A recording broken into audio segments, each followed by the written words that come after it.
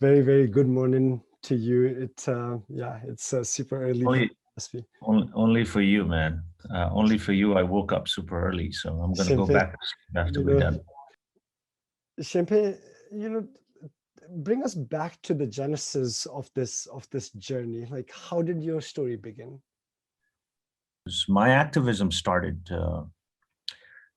over 20 years ago in the U.S. Uh, Even before I started pursuing music, and I've always been an artist at heart since I was a little kid. I've always been a musician and a storyteller, and I've always loved the arts since I was knee high. Since I was a kid.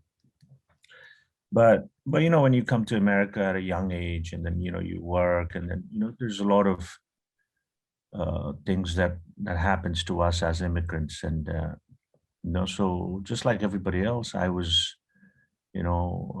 trying to fit in and then pursuing a quote quote respectable job in society. I worked in a bank and all that, and uh, but my awareness of Tibet really grew once I came to the U.S. because in Darjeeling I was still a young boy, and I didn't speak Tibetan, because I went to Catholic boarding school, English boarding schools, and my surroundings, like I didn't have any Tibetans in my class or in school. So in the U.S., my ethnic identity would be Tibetan. I'm not a Nepali, I'm not an Indian, but I spoke Nepali because of my de facto, default sort of, and then I have identified myself with the people of Darjeeling a lot since I was a child. But then once I went to America, you know, people would ask me, what's my background, and then I'd say, "Oh, Tibetan." But then I didn't speak Tibetan, and then I didn't know much about Tibet. And then my curiosity grew, and fortunately, I have this yearning to learn and to kind of do my own software upgrades, every so often, and um, so that kind of led me to, oh shit, I'm a Tibetan, but I don't speak Tibetan. I don't know much about Tibet, and then I would also be criticized by Tibetans that, oh, pege ge min du pe wa re la du ya pege shin min du da man da ni je khani kha min du ra khoran zo. And so I started learning Tibetan at a much later age, and then I started, and then I went full on in my activism. I have uh, since 1996, when the first Tibetan Freedom Concert happened with Beastie Boys and all that. My activism pretty much started that time, and I was involved in all those events too as volunteer. And then when SFT started, and I was there, because I've been in the I just never assumed, I just never took the role of any, or president, or director, or all that of any organizations. And but I've always been active, and I've done that because of my own moral and social responsibility towards our cause and our people.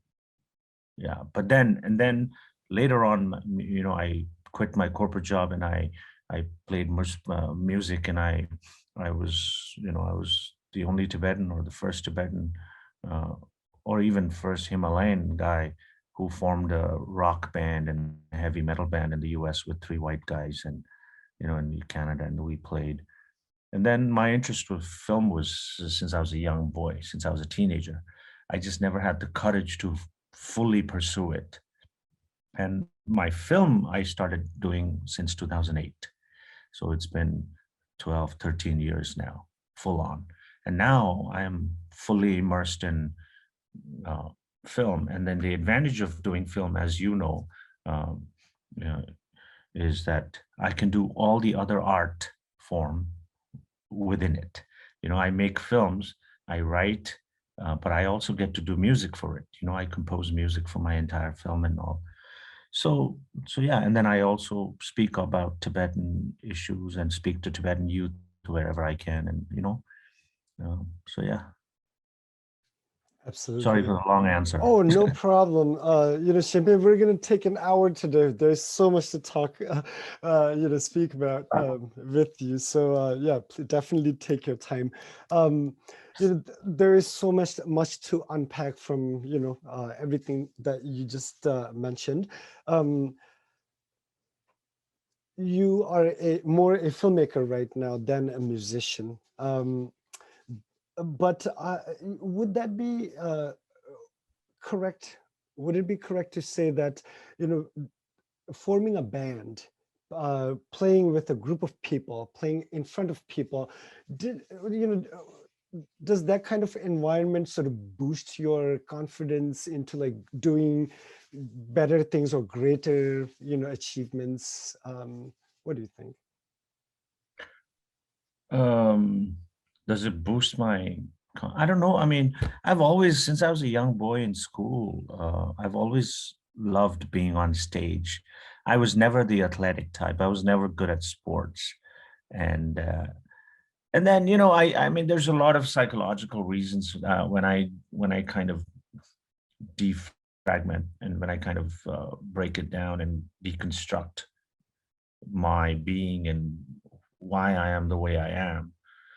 You know, uh, there's a lot of psychological reasons, and I had a pretty uh, tough and a rough childhood and a teenage.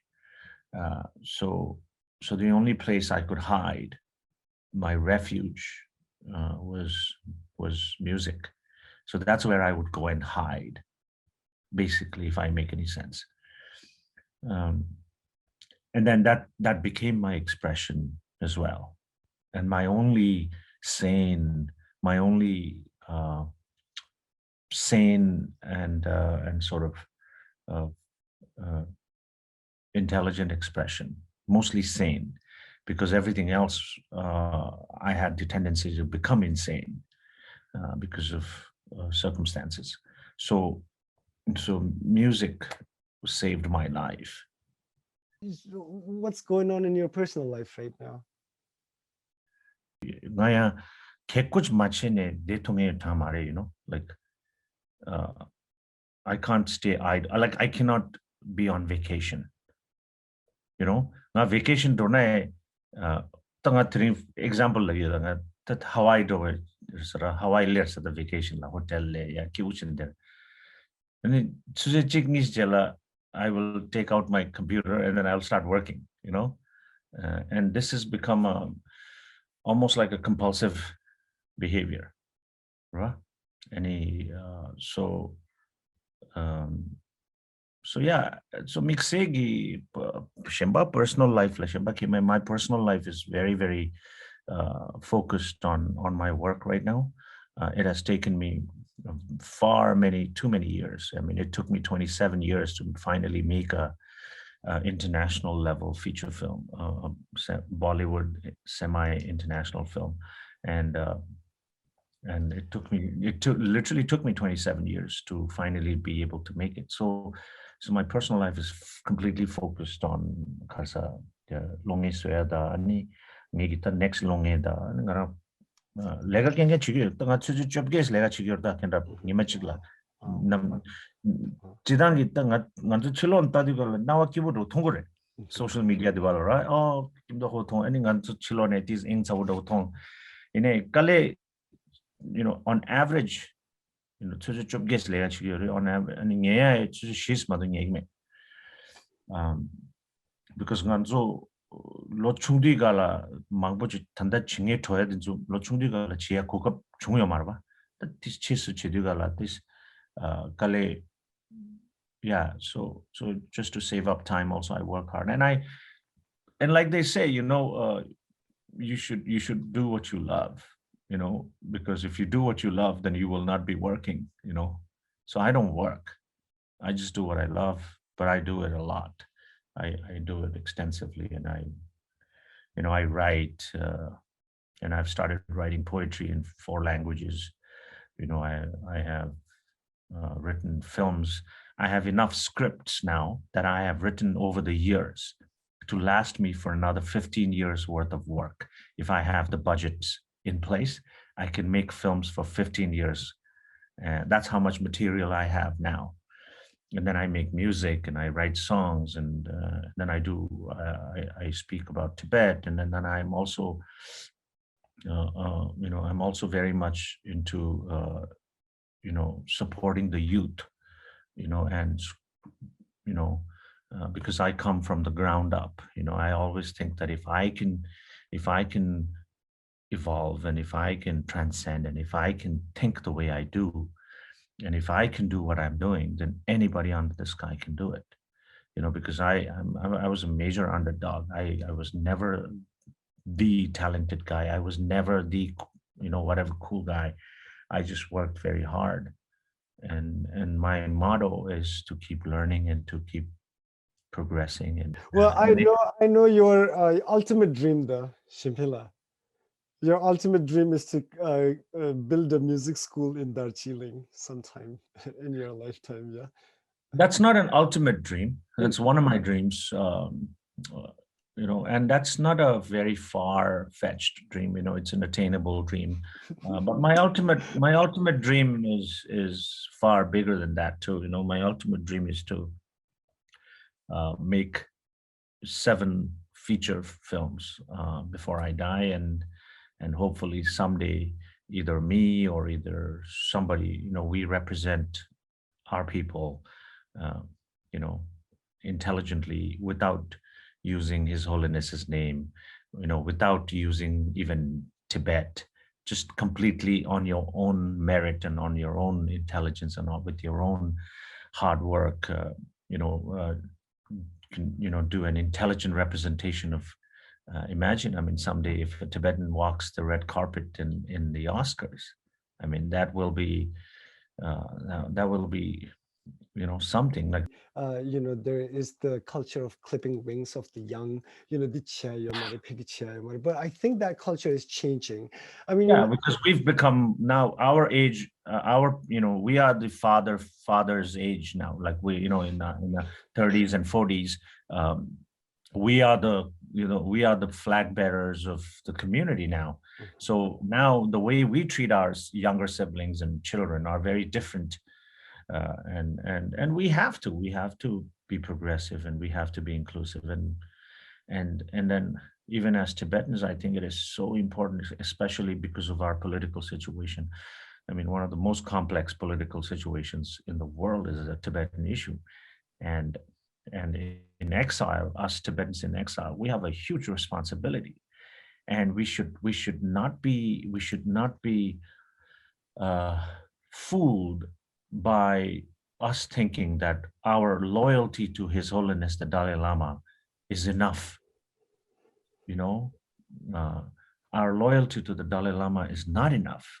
What we need to do is we need dynamic Tibetans. We need individuals that are relatable. You and I, we need to be able to tell our children and our younger Tibetans, we need to tell them that look at this person. He did this. If he can do it, you can do it. Look at him. He became an international world famous fashion designer like Prabal Gurung. Look at him. He became an Oscar nominee, or he became, Elon Musk, or he became a Mark Zuckerberg. We need relatable people that like that in our community, because we respect and revere, His Holiness and Karmapa and all these, high lamas. But we can never tell our children that if you are good, if you do good, you can become the Dalai Lama one day. You will become the Dalai Lama one day. We cannot say that. So it's a very important thing for our people to realize these things. If we want to help His Holiness, if we want to contribute to our community, and if we genuinely love the Dalai Lama, then we need dynamic individuals. We need strong individuals. We need influential people. people like yourself, and there are other artists in the community. You are making way, and that platform is being created right now. Like, I think, give us another 15-20 years, I guarantee you will have Tibetan like amazing Tibetan personalities like popping up. I agree. Go ahead. No, I agree with you, and that was not my intention, or to criticize our community. My because I also anthropologically I understand why we are the way we are. I mean, I mean, this will require hours of time to have discussion, because I know sociopolitically, socioculturally, anthropologically, I know exactly why this happened and why are we the way we are.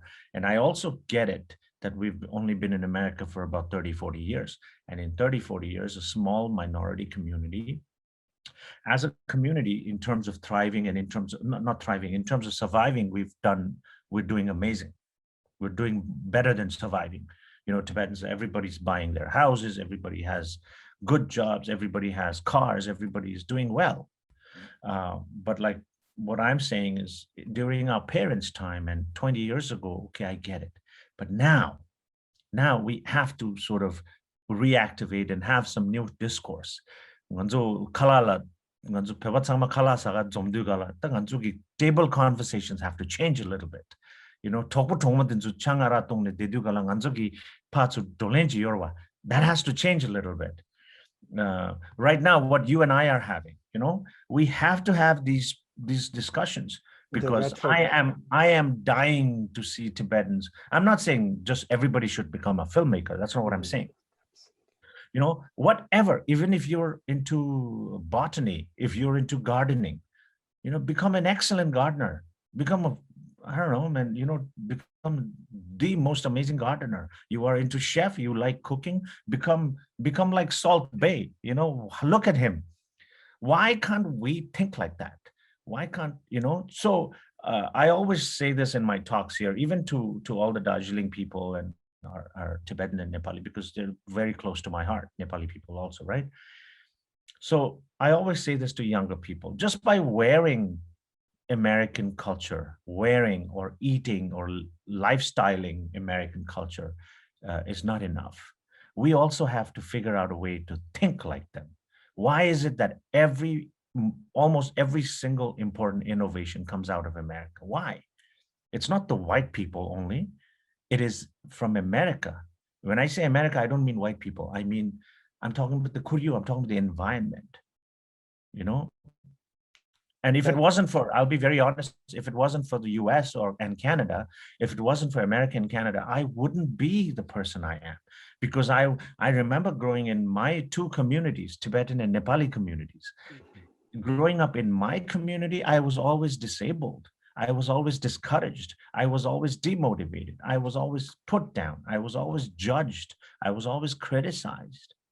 But when I went to Americas, when I went to Canada and US, and then I started mixing with their people, and then my friend circle changed, and everything changed, and I had the curiosity to learn. Then I could tap into my own potential, and then I started believing it in myself, because they made me believe. And today I see that possibility. I see it, So we knowingly, unknowingly, we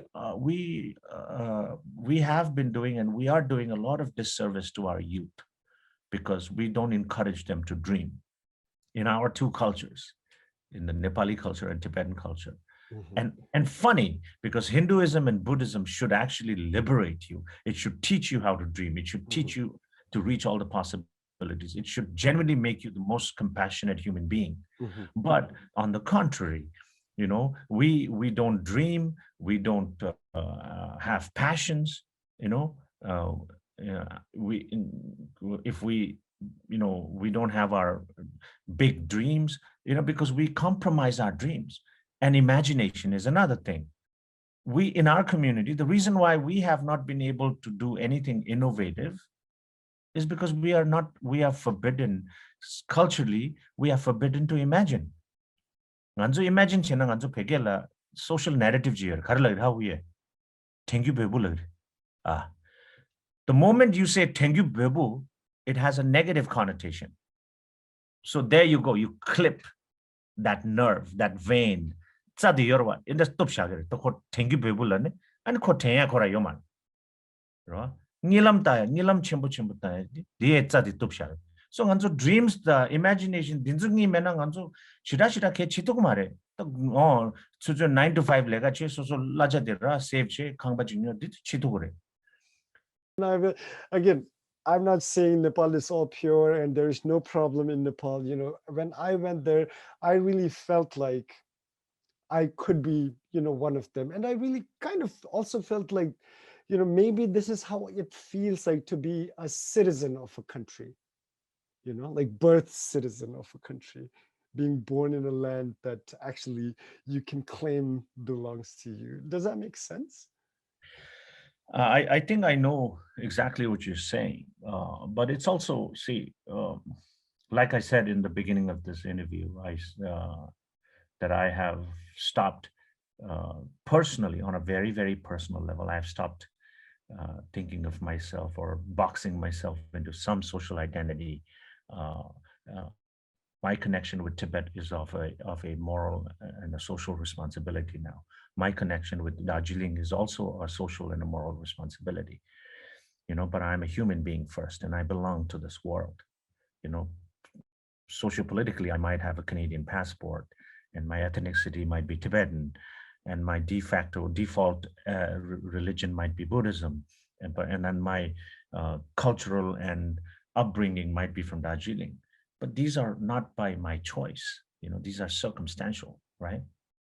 But who I choose to be today is who I choose to be, and I choose to be above all that. I choose to be uh, more than that. I choose to be a human being. Right. So Yes, not a like a word. lot of times we are so afraid of let go of that culture that we hold so sacred and important, right? And that's why we are Because of not able. insecurity. It's not because of love. Let me Mm, break that to everybody. Let me be brutally honest. It's not because of love and and genuine patriotism and dedication. It is because of insecurity. I am a social scientist. I observe societies. I observe human behavior. I'm very much into clinical psychology. mhm, I'm into behavioral science. mhm, And I've been studying that for the last so many years because I wanted to learn more about my own behavior, my own mess up, my own fuck ups, my own mistakes, why I behave like this. So I studied, and then I realized, so many things. For example, do you mind if I give you an example? And so you and I have been in America for a long time, right? mhm. We've met many times. One of the biggest event for Tibetans in the US or anywhere in the world, apart from Losar, do you know when that is? One of the biggest events for Tibetans when Tibetans are joyous, when Tibetans are celebratory, is whenever His Holiness the Dalai Lama comes, Right, right. right? And now I have observed this because I have seen His Holiness so many times in the US, in LA, in Los Angeles, Vancouver, Seattle, New York, Toronto. I've seen him so many places in Indiana. I realize one thing, in Javits Center, New York, some years ago, uh, whenever His Holiness comes, we Tibetans, everybody dresses up in kochen, si, churu, chuba, suit, tak tulo yabu kene, manzu kundi jaga to be orwa. And when we go to see His Holiness, so we have to understand now this is a very psychological thing. And nganzo ki chizo bola tanda semkam rikpa ki kecha shea ki kumshi shira yo mare nganzo la chik mental health ki kecha shea kumshi yo mare nganzo, like a lot of these things we don't have it in our culture to talk openly about. Cognitive science. Yeah. So I realized that the reason why Tibetans dress up and they're so happy and when the Dalai Lama comes is it's not only because of reverence and love for His Holiness. You know why? Because it gives us a sense of identity when He's around. It makes us feel proud. So we all vicariously live through His presence, because whenever His Holiness comes, you go to these stadiums and there's so many non-Tibetans, Injis, and everybody's, they're so nice to you and they're respectful. So we gloat in that. We enjoy that, right? And we love that. So I'm not denying that there is no reverence. And of course, we all love His Holiness. But the reason why is because of our fear and insecurity. So when His Holiness is there, we lose that fear and insecurity because he is such a larger than life personality. The Right. world appreciates him. The world Right. respects him. So we all feel "Anganzo goya kyane jotoya chigirwa." Right. Right. So now, if you break that psychologically, and if you can do that on your own Mhm. without, you know, and if every Tibetan starts thinking like this, Shenpenn, one digidi pe kichilap chembo ro very very precious sadwachan Shenpenn, yeah, and like absolutely definitely I think people need to start thinking differently. Maybe we are in a very different sort of movement, and we have to. The only thing we have at our disposal is art, and we have to be creative. If we ever want to win this battle. Yeah, Gonda Shenpenn. I'm sorry, but we're just gonna come to your movie Broken Wings right now. Before I say that, one krangi keja one krangi semgi keja but to tugudro and undila German ngarangi one thank you and I hope that everybody takes it to their heart and go to bed tonight, sleep on these really precious damnga lor one champagne, right? right. Okay, move anyway, and again, there's so much to talk about, but then we also have to respect what we call time, yeah. So in the tangbo shembe jogo jinga kharchen lana kirangi trailer chi the sub wundi any gyobo chi the audience name the share chi the bear with me 1 minute. Trailer marda teaser relo di official trailer theyo mare. Right. Baso.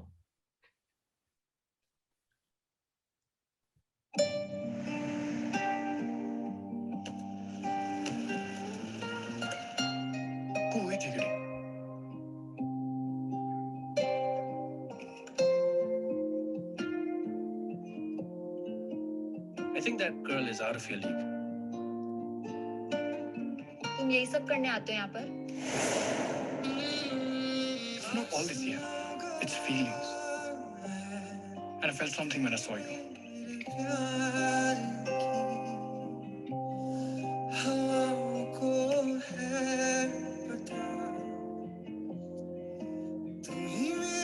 Just listen to me once, Priya. Priya, hey, डर लाग्दा कि तो है? साला senti बरकेट Patan पड़ा सा. बिता मेरे लोगों से.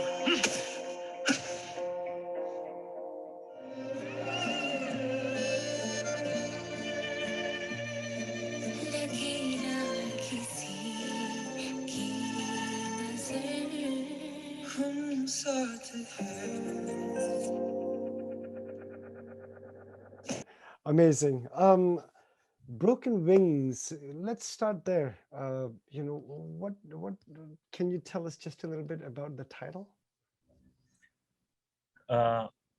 Broken Wings. I coined this title for this film. I mean, is the reason why I called this film Broken Wings is, again, my mindset is very different, right? And everything I do always has a social reason why I'm doing it. Whether it's effective or not, I don't know, but my intention. So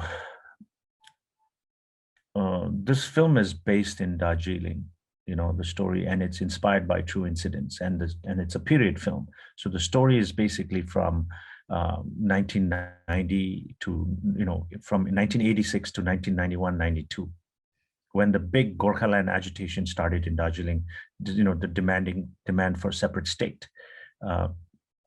So we were teenagers then. We were growing up at that time, and we grew up in a very rough time. There was a lot of violence, a lot of problems.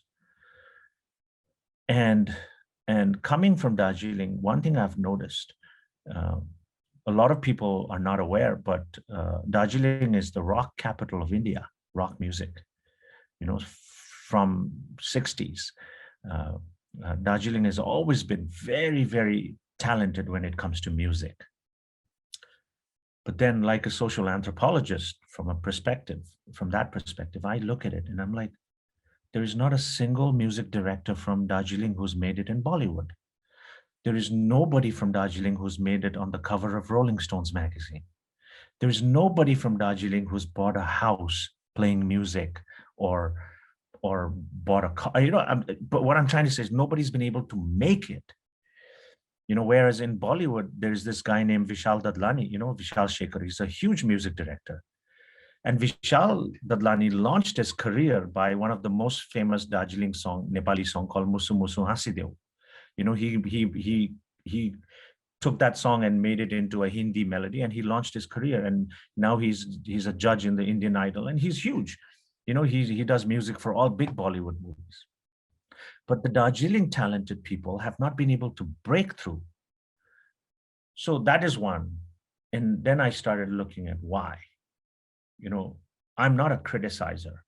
I'm always a solution-oriented person. I like to have rational conversation. Why is this happening? Why did this happen? So I realized that in Darjeeling, or even in our communities, anywhere in the world, I think it's universal. Here are the reasons why I call this broken wings. Religion, education system, politics, media, parents, society, all of these powerful entities knowingly, unknowingly clip the wings of children.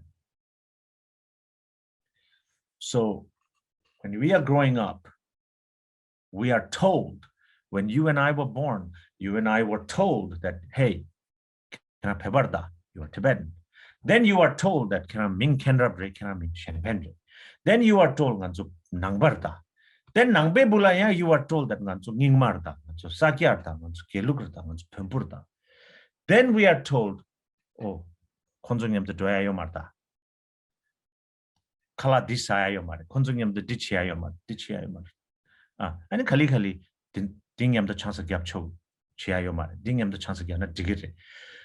So similarly, when we grew up, by the time we are 15, 16, all the wings are clipped by the parents and society, and knowingly, unknowingly, even because parents are also the victim of that same system. So they all clip the wings of the youth. So by the time this young person becomes 15, 16, he is becoming exactly like everybody else. Tokpatsabu, filled with suspicion, doubts, fear, insecurity, judgment, prejudice.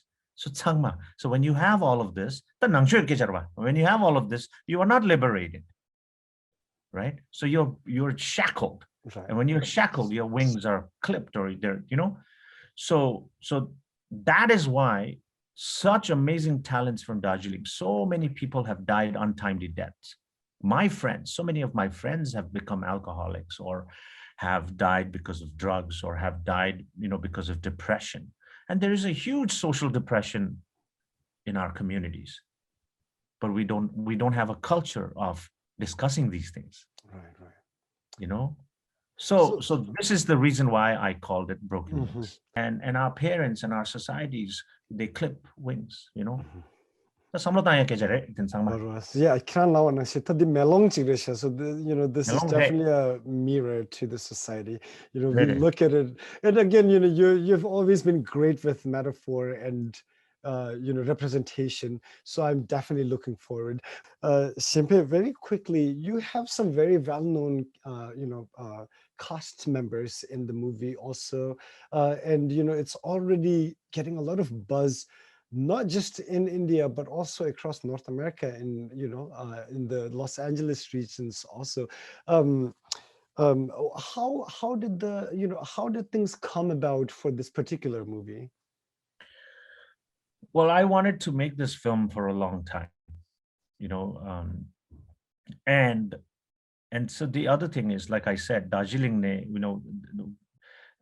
it's always been very, like you said, don't just love your country or your place or your culture or your people. Love them intelligently. Represent them intelligently. You can't just be like, oh, I'm a Tibetan or I'm a Nepali, and then be defensive with everybody. You have to be, I am a Tibetan, very intelligently. So similarly, from Darjeeling, which was culturally such a forward place in India, Darjeeling was so, I mean, Darjeeling has contributed in education, literature, and music to Sikkim, to Nepal, and to Bhutan. Darjeeling has contributed, in education and all that.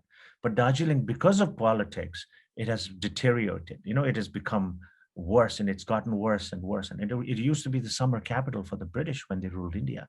It was a gem of a place. Some of the top Ivy League schools of India were in Darjeeling. And it was that creme de la creme kind of place. But then our people, the locals, they ruined it, basically. Politics ruined it. So Darjeeling has been a film shooting destination since Rajesh Khanna when he was young. Meri Sapno Ki Rani, all those songs, right? Till now, Barfi was shot in Darjeeling. And all the trains also. Trains, so much, right? So a lot of Hollywood, Bollywood, and Bengali movies have been shot in Darjeeling. Okay. But nobody from Darjeeling has ever made a film to tell their story to the world, which till today, it's mind-boggling because I don't understand how come. So I felt like there is a desperate need to tell the story of Darjeeling. So Broken Wings is, it's an interracial love story. I have done nothing new. It's nothing new. I have not done anything genius. It's a very Shakespearean kind of Romeo and Juliet kind of stuff too. But with the fresh backdrop, the backdrop is the Gorkhaland agitation and the racism and the prejudice and so many things that are culturally has been happening. So somebody needed to tell the story to the world because everybody only knows tea, Darjeeling tea and the toy train and Kanchenjunga. But that's not Darjeeling. Darjeeling is the people and their aspirations, their traumas, their depressions, their dreams. So that I have been trying to make that story. So that's how it started. Shenpenn, these are crazy times. The pandemic is still a risk, throughout the world. If I got the correct knowledge, please correct me if I'm wrong, but your movie's going to be released in about 3 months now. Yeah. I'm just wondering, what your plans are. Like, is it going to be a virtual, a release, or are you hoping for some in-person screenings as well? Well, the film is being submitted to some of the big festivals. Like it's we're trying to get it into Cannes Film Festival, and then TIFF Toronto. And then we are definitely going to be doing the festival round, and then also global, shows wherever we can. But eventually, it will come out on an streaming service. I don't want to say exactly right now, Netflix or Amazon, but it will come in one of the streaming services, and we've already started that process also. But it's a small film. It's a small film. It's not a big Salman Khan, Shah Rukh Khan type of film, right? Because I don't have that kind of stars, and it's a smaller film, small budget, but it's an honest film, and it's an important film to share with the world. And it's a lot of hard work. I made it with all my heart and soul, and this film is also my love letter to Darjeeling. And I also hope that our audience members also were able to learn just a little bit about Tibet, about filmmaking, about art, and about the consequence of the importance of art in the general sort of sense, right? To become a better human being, as Shenpenn would say. Absolutely. Keep evolving, keep learning, and thank you to all the viewers. Everybody in North America, Simjanango, I know it's late for you guys, so good night. And in Europe, good afternoon or good morning, whatever. And in India, good morning. And thank you very much, brother. Thank you, Shenpenn.